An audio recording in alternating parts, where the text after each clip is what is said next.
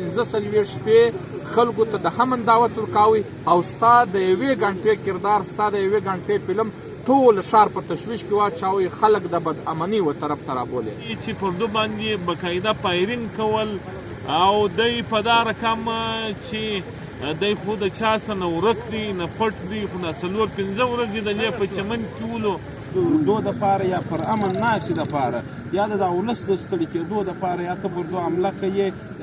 کاري امدادالله صاحب، نن د پرلت 46مه شپه ده، که ته موږ ته څه پیغام جاري کړې د سبا په حواله او د نن د منظور پښتون د واقعې په حواله، ته څه پیغام لرې ولس ته؟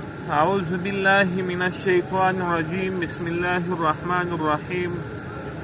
موږ پرلت به لکه مخکې چې څنګه جاري وو سبا به هم د هغه رقم جاري وي. موږ د ټولو عوامو څخه خواست دا کوو د دې ویډیو په توسط سره چې انشاءالله تعالی پرون مشتاق احمد خان صاحب هم ټول چې هر لیډر راځي هغه دا مجلس کې که قومي مشري که مذهبي مشري چې هر څوک هغه وایي تی د سرکار څه د امن په وجه باندې دا کم میدان چې دی دا تی وګټي. 46 شپې یعنې نن 46مه شپه ده چې موږ پر امن یو.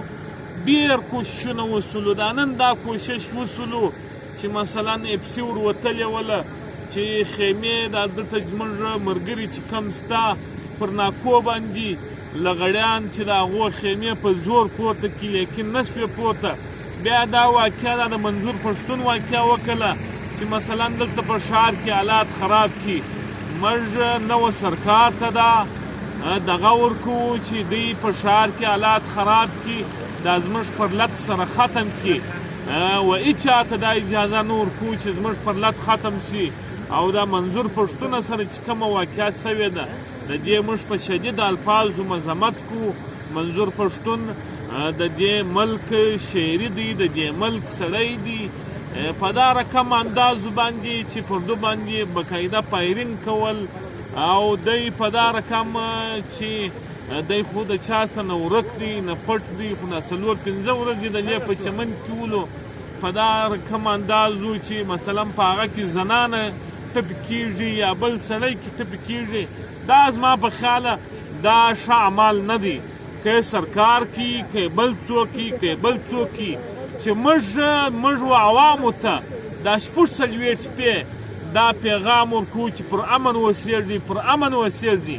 نو سرکار ته هم دا وایو چې باید ستا چې کم ټوپک په لاس کې دی یا د کومه ورده اغوستې ده دا چې د دې دپاره نه ده اغوستې ده، ټوپک د دې دپاره موږ ورتې ته نه دی کړی چې ته پر خپل شعري باندې ټکان کې، پر خپل شعري باندې خپل شعري ولې خپل شعري زخمي کوې یا مړ کوې. دا مناسب عمل نه دی. یو وارې بیا خواست دا کوو چې د ټولو عوامو څخه چې په ښار کې دا افواوې دي چې پرلت خیمې پورته سوي دي یا پرلت له سرکار راغلی دی، هېڅوک دا دی موږ په پرلت کې هېڅوک هم نشته، پر امن وسیږي. سبا بیا لکه نور کله چې پرلت نه راخلاص دا بریا د دې ولس ده، د دې ولس د زنانو ده، د دې ولس د کوچنیانو ده، د دې ولس د سپین ږیرو ده چې دا 15 شپې څه رقم تېرې کړې. نو نور مجلس به صدیق بلال صاحب و مولوي مصطفی صاحب د تکي کور مې وده. بسم الله الرحمن الرحیم. د نن ورځې پر مجلس به صرف دومره ووایو چې ولس ته دا پیغام دی چې پر فیسبوک باندې یا د سوشل میډیا د لارې یا د میسیجانو د لارې دا چلیږي چې پر پرلت باندې حمله شوې ده. نو ولس واقع هم نن ټول په تشویش کوو، خو بیا هم موږ د سوشل میډیا د لارې بار بار دا پیغام ورکوو چې تاسو پر امن وسیږئ او له مشرانو له طرفه څخه هم دا هدایت دی چې تاسو ټول پر امن وسیږئ. د یوې خوا سرکار موږ ته دا اجازت راکوي چې تاسو پرلت کښېنوئ، تاسو خپله مطالبه وکړئ، تاسو ته چې هر څوک راځي. د بلې خوا که موږ ته یو میلمه راشي بیا ستا د خوا څخه ټلیفونونه وي، دمکې وي چې میلمه برته ژر درغره واستوئ، درغره یې واړوئ، یا بل داسې څه مجلس وي او بل موږ ته منظور پښتون دلته راغلی و، زموږ د دې ښار میلمه و، یو خبره به پر سټیج باندې زموږ سره پیغام پرې ایښی. نو دا منظور پښتون خو ته هر ځای لیدلی سې، ځایونه معلوم دي.